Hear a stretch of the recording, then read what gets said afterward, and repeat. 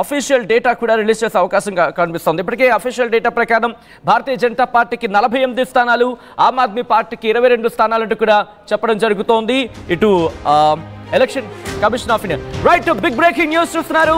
అరవింద్ కేజ్రీవాల్ ఓటమిని చవిచూశారు. అరవింద్ కేజ్రీవాల్ ఓడిపోయారు. తన పార్టీకి సంబంధించి అవును ఢిల్లీలో అరవింద్ కేజ్రీవాల్ ఓటమిని చవిచూశారు. న్యూఢిల్లీ నుంచి ఆయన పోటీ చేశారు. ఇంకా ఇప్పటికే 9 రౌండ్లు పూర్తయ్యాయి. 9 రౌండ్లు పూర్తయిన నేపథ్యంలో అరవింద్ కేజ్రీవాల్ కి సంబంధించి మీరు చూడొచ్చు, న్యూఢిల్లీ నుంచి ఆయన పోటీ చేశారు. కానీ న్యూఢిల్లీలో ఆయన ఓటమిని చవిచూశారు అరవింద్ కేజ్రీవాల్. ప్రస్తుతం అరవింద్ కేజ్రీవాల్ ఆయన 9 రౌండ్లు పూర్తయిన సందర్భం, 9 రౌండ్స్ పూర్తయ్యాయి. ఇంకొక 3 రౌండ్లు మాత్రమే బాకీ ఉన్న పరిస్థితి అని చెప్పుకోవాలి. సో ఇటువంటి సినారియోలో ఏం జరుగుతోంది అనేది ఆసక్తికరంగా మారింది. ఎందుకంటే అక్కడ సినారియో చూసుకుంటే కనుక ఒక్కొక్కరిగా ఓడిపోతున్న పరిస్థితి. అరవింద్ కేజ్రీవాల్ కి సంబంధించి అరవింద్ కేజ్రీవాల్ కూడా ఓటమిని చవిచూశారు. ఇక్కడ 20,190 ఓట్లు పోలయ్యాయి. దాదాపుగా ఇంకొక 3 రౌండ్లు మాత్రమే మిగిలిన్నాయి. 10 రౌండ్లు పూర్తయ్యాయి. 10 రౌండ్లు పూర్తయిన నేపథ్యంలో 1844 ఓట్ల తేడాతో 1844 ఓట్ల తేడాతో ఆయన ఆధిక్యంలో ఉన్నారు. శివరాచర్ల కంటిన్యూ అవుతున్నారు. ఇక్కడ పర్వేష్ సాహిబ్ సింగ్ ఆయన భారతీయ జనతా పార్టీ నుంచి ఆయన లీడ్ లో ఉన్నారు. శివరాచర్ల గారు, 13వ రౌండ్ జరుగుతుంది. మొత్తం 13 రౌండ్ ఉన్నాయి. 13వ రౌండ్ జరుగుతుంది. 1800 ఓట్ల బిహైండ్ ఉన్నాడు.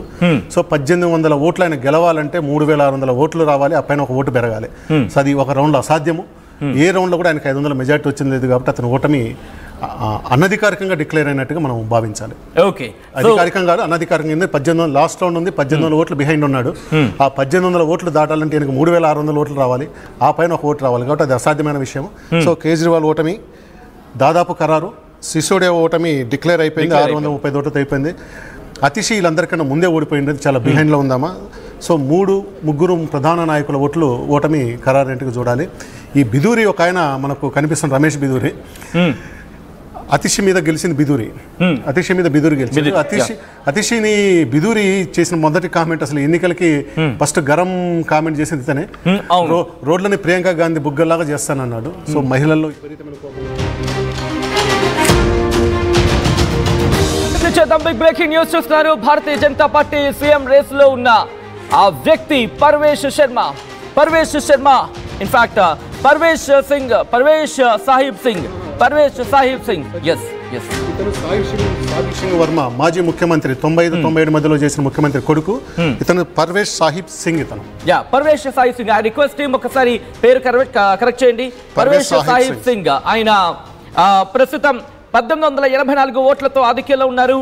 22,034 ఓట్లు వచ్చాయి. 22,034 ఓట్లు వచ్చాయి. మరి కాసేపట్లో హోంమంత్రి అమిత్ షాను కలవబోతున్నారు. న్యూఢిల్లీ స్థానంలో కేజ్రీవాల్ పై గెలిచారు పర్వేష్ సింగ్ సాహిబ్. ఆ తర్వాత ఇక్కడ ఇంట్రెస్టింగ్ గా ఇందాక శివరాచర్ల మాట్లాడుతున్నట్టు అరవింద్ కేజ్రీవాల్ ఆమ్ ఆద్మీ పార్టీ అలాగే ఇటు కాంగ్రెస్ కనుక కలిసికట్టుగా వెళ్ళుంటే బహుశా గెలిచుండేవారమే. ఎందుకు నేను మాట్లాడుతున్నా అంటే సందీప్ దీక్షిత్, షీలా దీక్షిత్ కుమారుడైన ఇండియన్ నేషనల్ కాంగ్రెస్ నుంచి చూసుకుంటే ఆయనకి 3,503 ఓట్లు వచ్చాయి. 3,503 ఓట్లు వచ్చాయి. 18,531 ఓట్ల వెనుకంజలో ఉన్నారు. ఒకవేళ ఆ 3,503 ఓట్లు కనుక అరవింద్ కేజ్రీవాల్కి వచ్చినట్టే బహుశా మీరు అన్నట్టుగా అరవింద్ కేజ్రీవాల్ విజయం సాధించేవారేమో. శివరాచర్ల గారు, ఢిల్లీ స్థానంలో 2 మాజీ ముఖ్యమంత్రుల కొడుకులు, పర్వేష్ సాహిబ్ వాళ్ళ ఫాదర్ సాహిబ్ సింగ్ వర్మ, షీలా దీక్షిత్ కొడుకు సందీప్ దీక్షిత్. ఈయన పిసిసి చీఫ్ కూడా చేస్తున్నాడు. 2 సార్లు ఎంపీ 2004-9లో గెలిచున్నాడు. కేజ్రీవాల్ ముఖ్యమంత్రి. 3 ముఖ్యమంత్రి అభ్యర్థులు పోటీ పడ్డారు. ఇక్కడ ఈయనకు చూడటానికి 3,500 ఓట్లు వచ్చినట్టు కనపడ్డా, గెలుస్తున్న సాహిబ్స్ వచ్చింది ఆయనకి 22,000 ఓట్లే. సో ఇది చిన్న నియోజకవర్గం, మొత్తం కలిపి కూడా 50,000 ఓట్లే. సో ఆయన నిజంగా పొత్తు పెట్టుకొని ఉంటే ఇక్కడ క్లియర్ ఎగ్జాంపుల్ ఆ 3,000 ఆయన గెలిచి ఉండేవాడు. మీరు బెస్ట్ ఎగ్జాంపుల్ చెప్పుకోండి. ఈరోజు ఆయన 1844 ఓట్ల బిహైండ్ ఉన్నాడు. కాంగ్రెస్ క్యాండిడేట్కి 3,500 వచ్చున్నాయి, దాదాపు 3,600. సో అది ఇంకా వేరే రకంగా పోయి ఉండేది. అరవింద్ కేజ్రీవాల్కి ఇది తన సొంత ఎన్నిక కూడా కూటమి అవసరాన్ని తెలియజేస్తూ ఉంది ఆయనకి. రైట్, కానీ మీరు అన్నట్టుగా ఒకవేళ అక్కడ అడ్జస్ట్మెంట్ విషయంలో ఒక్కసారి ఆలోచించే ప్రయత్నం ఆమ్ ఆద్మీ పార్టీ చేయలేదు అనుకోవాలా, లేకపోతే కాంగ్రెస్ ఉంది అనుకోవాలా? ఆమ్ ఆద్మీ పార్టీ చేయలేదు. ఆమ్ ఆద్మీ పార్టీ హర్యానాలో ఏకపక్షంగా రద్దు చేసుకున్న తర్వాత కూడా రాహుల్ గాంధీ చెప్పారు, ఢిల్లీలో మేము ఆమ్ ఆద్మీ పార్టీ కలిసిపోతామని చెప్పారు. చర్చలు జరుగుతుండగానే ఏకపక్షంగా 25 మందికి అనౌన్స్ చేశాడు కేజ్రీవాల్. నేను పొత్తు కోసం వెయిట్ చేయను, నా అభ్యర్థి అనౌన్స్ చేసుకుంటాను చెప్పి ఆయన చేసుకుంటూ వెళ్ళిపోయినాడు. సో దాని పొత్తు తెంచుకున్నది కేజ్రీవాల్, రాహుల్ గాంధీ కానీ కాంగ్రెస్ పార్టీ కానీ కాదు. సో ఇప్పుడు కాంగ్రెస్ పార్టీ ఆమ్ ఆద్మీ పార్టీతో కంటిన్యూ అయ్యి జర్నీ చేయొచ్చా, లేకపోతే కాంగ్రెస్ పార్టీకి నువ్వు కాంగ్రెస్ పార్టీకి ఉన్న సహజమైన స్వభావం అయితే వాళ్ళు కలుపుకుంటారండి, ఎవరు వచ్చినా కలుపుకుంటారు. రాహుల్ గాంధీ కూడా మెచ్యూరిటీ ఉంది. ఇప్పుడు స్టెప్ తీసుకోవాల్సింది కేజ్రీవాల్ ఫ్రెండ్స్ ఎవరైతే తన తరపున ఢిల్లీలో ప్రచారం చేశారో, ముఖ్యంగా అఖిలేష్ యాదవ్ యూపీ మాజీ ముఖ్యమంత్రి, ఆయన పోయి మాట్లాడాలి. అంటే మన ఇండియన్ బ్లాక్ గా ఉంటే మాది, ఎందుకంటే నెక్స్ట్ ఆయనకు వస్తుంది, ఫస్ట్ బీహార్ వస్తుంది, తర్వాత నెక్స్ట్ ఉత్తరప్రదేశ్ వస్తుంది. సో ఇట్లా విడివిడిగా కాంగ్రెస్ పార్టీకి ఉత్తరప్రదేశ్ లో ఎన్ని సీట్లు వస్తాయని పక్కన పెట్టండి, దాదాపు 100 సీట్లలో 5,000 ఓట్లు 10,000 ఓట్లు ఉన్నాయి. అవన్నీ కూడా సమాజ్వాదీ పార్టీని దెబ్బ కొడుతుంది. అది మీరు 2009లో చూడండి, కాంగ్రెస్ పార్టీ 21 ఎంపీ సీటు గెలిచిన ఉత్తరప్రదేశ్ స్వయంగా. ప్రియాంక గాంధీ వాద్రా హస్బెండ్ రాబర్ట్ వాద్రా మాట్లాడుతున్నారు, లైవ్ చూద్దాం. Were fed up of the Aam Aadmi Party because all the promises that they made, they did not withheld. I mean, if they did not even complete, they did not even try. It was all optics, and Aam Aadmi Party did grow, but they grew without, all of them coming together, all of them being stable. I feel all the accusations on them where, whatever money laundering or whatever happened, it was definitely out there because they grew very quick. They actually forgot about their own mentors. They forgot about the foundation where they came from, what their belief was.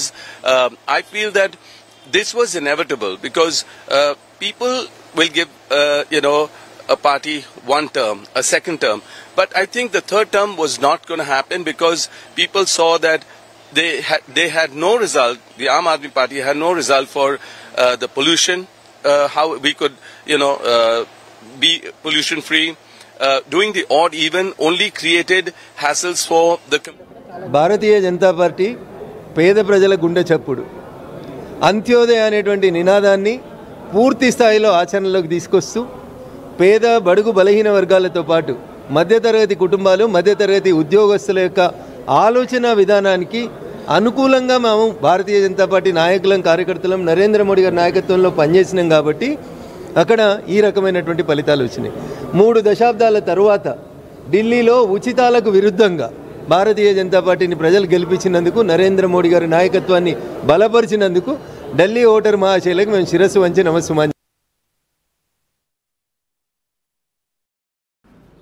All right, అది ఉచితాలకు సంబంధించి ఉచితాలకు స్వస్తి చెప్తున్నారు ప్రజలు అనేది. కానీ ఇంట్రెస్టింగ్గా భారతీయ జనతా పార్టీకి సంబంధించి ఉచితాల ప్రభావం ఉందనుకోవాలా, లేకపోతే ఇది కాంగ్రెస్కి సంబంధించి? ఎందుకంటే ఇక్కడ తెలంగాణలో కావచ్చు, కర్ణాటకలో కావచ్చు ఉచితాల ప్రభావం కాస్త కనిపించింది అనేది ఒక చర్చ జరుగుతున్న నేపథ్యంలో నిజంగా ఉచితాల ప్రభావం అనుకోవాలా? శివరాచర్ల కంటిన్యూ అవుతున్నారు మనతో పాటు లేవు. శివరాచర్ల గారు, నిజంగా ఉచితాల ప్రభావం అనుకోవాలా? రఘునందన్ గారు ఢిల్లీ బీజేపీ మేనిఫెస్టో చూసినారో లేదో కానీ ఈ ఎన్నికలు అత్యంత ఎక్కువ ఉచిత పథకాలు ప్రకటించింది బీజేపీ. బీజేపీ ఉచితాలకు ఎప్పుడు వ్యతిరేకమే, కానీ ఢిల్లీలో ఎల్పిజి సిలిండర్ మీద 500 రూపాయల సబ్సిడీ ఫస్ట్ నెంబర్ 1 పాయింట్. మీకు మోడీ ప్రధానమంత్రి మొదట్లో చూస్తే అందరికి మెసేజ్లు వచ్చాయి మన బాక్స్లో, దేశ అభివృద్ధి కోసం మీరు మీ సబ్సిడీని వదులుకోండి అని వచ్చేది. కానీ ఈసారి మొట్టమొదటిసారిగా వాళ్ళు ఎల్పిజి సిలిండర్ మీద 500 సబ్సిడీ ప్రకటించారు. రెండోది మహిళలకు 2,500 రూపాయల పెన్షన్ ఇస్తామని చెప్పి ప్రకటించారు. మూడోది గర్భిణీ స్త్రీలకి 21,000 రూపాయల మనీ ప్లస్ 6 కిట్లు, అంటే 6 నెలలకు సరిపోయే 6 న్యూట్రిషన్ కిట్స్ ఇస్తామని చెప్పారు. ఆటో వాళ్ళకి, భవన నిర్మాణ కూలీలకి 10 లక్షల జీవిత బీమా అంటే ఇన్సూరెన్స్ ఇస్తామని ప్రకటించారు. తర్వాత కేజ్రీవాల్ ఏదైతే కంటిన్యూ చేశాడో ఉచిత విద్యుత్ 200 యూనిట్లది, ఉచిత వాటరు, ట్రాన్స్పోర్టేషన్, అది మొత్తం కూడా మేము ఫాలో అవుతామని చెప్పినారు. అందరికన్నా ఎక్కువ ఉచితాలు ప్రకటించింది బీజేపీ ఎన్నికల్లో. అది లేకుండా, ఆ ఎజెండా లేకుండా కేవలము బీజేపీ స్ట్రాటజీ మోడీ హవాతో కనుక పోయి ఉంటే ఫలితం వచ్చిండేదంటే it's very questionable. BJP strength, BJP electioneering, దానికి అదనంగా ఉచితాల మేనిఫెస్టో మాత్రమే ఈ విజయాన్ని వీళ్ళకు సాధించి పెట్టిందిగా చెప్పాలి మనం. అది right. Me results back to back చూస్తున్నారు. ఇంట్రెస్టింగ్ ఇక్కడ కల్కాజీకి మాట్లాడుకుందాం. కల్కాజీకి సంబంధించి 12 రౌండ్లు గాను 9 రౌండ్లు పూర్తయ్యాయి. ఇక్కడ ఆతిషి ఇంట్రెస్టింగ్ గా మారుతోంది ఫైట్. కేవలం 200 ఓట్ల తేడాతో మాత్రమే డిఫరెన్స్ ఉంది. 200 ఓట్లు మాత్రమే డిఫరెన్స్ కనిపిస్తోంది. ఎందుకంటే 12 రౌండ్ల కన్నా 9 రౌండ్లు పూర్తయ్యాయి. 9 రౌండ్లు పూర్తయినప్పటికీ ఇక్కడ ఆతిషికి 36,018 ఓట్లు ఇక్కడ నమోదయ్యాయి. అలాగే రమేష్ బిధూరికి సంబంధించిన శివరాచర్ల గారు మాట్లాడిన సందర్భం, శివరాచర్లకు సంబంధించి మాట్లాడినప్పుడు రమేష్ ఆల్ రైట్ ఇంకొక బ్రేకింగ్ కనిపిస్తోంది. ఆ బ్రేకింగ్ సంబంధించి డీటెయిల్ గా మాట్లాడుకున్న తర్వాత అప్పుడు డీటెయిల్ గా మాట్లాడుకునే ప్రయత్నం చేద్దాం. ఆమ్ ఆద్మీ పార్టీకి సంబంధించి ఢిల్లీలో భారతీయ జనతా పార్టీ కారణాలేంటి, గెలుపు కారణాలేంటి? మొట్టమొదటి మిడిల్ క్లాస్ పై బీజేపీ స్పెషల్ ఫోకస్ చేస్తుంది. దాంతోపాటు ఆప్ అమలు చేసే ఏ పథకం ఆపము అంటూ చెప్పుకొచ్చింది. రోడ్లు డ్రైనేజీల పరిస్థితి దారుణంగా ఉందంటూ కూడా ప్రజలకు తీసుకెళ్లింది. Lieutenant governor Aam Aadmi party మధ్య వరుస వివాదాలు కూడా ఇన్ఫాక్ట్ ఢిల్లీ లిక్కర్ స్కామ్ కి సంబంధించి ఆద్యం పోస్తున్నది అనుకోవాలి. ఆమ్ ఆద్మీ పార్టీ పాలనపై ప్రజా వ్యతిరేకత, యాంటీ ఇన్కంబెన్సీ అనేది ఎప్పటికైనా ఉంటే అదే ఆ సిచ్యువేషన్ కనిపిస్తూ ఉంటుంది. ఈ నేపథ్యంలో భారతీయ జనతా పార్టీ గెలుపుకి 5 కారణాలు. ఆల్ రైట్, ఆ 5 కారణాలకు సంబంధించి మాట్లాడుకునే ప్రయత్నం చేద్దాం. ఆమ్ ఆద్మీ పార్టీ